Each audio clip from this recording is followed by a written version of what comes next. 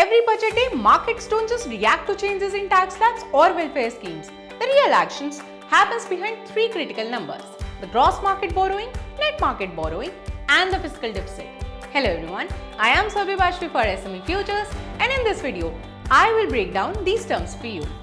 Now, what is fiscal deficit?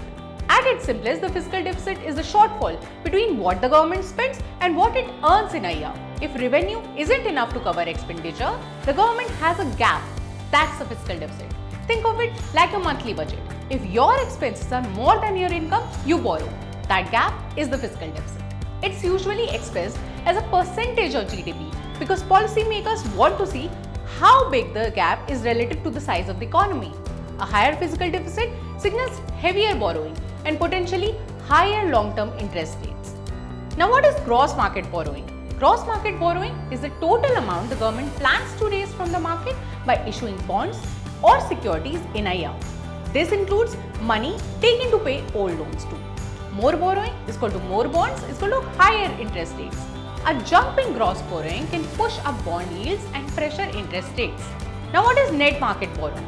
Now imagine, the government issues new bonds but also redeems or pays back old bonds that are maturing. The money left after repayments is called the net market borrowing. In simple words, it's the actual new money the government needs after repaying old loans to fund the current year's deficit.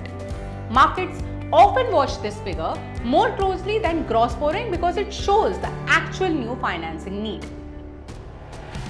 Higher fiscal deficits usually mean more borrowing. If the government borrows more, it competes with the private sectors for funds, which can push up bond yields and interest rates. Hope you like this information. Stay tuned for more such videos.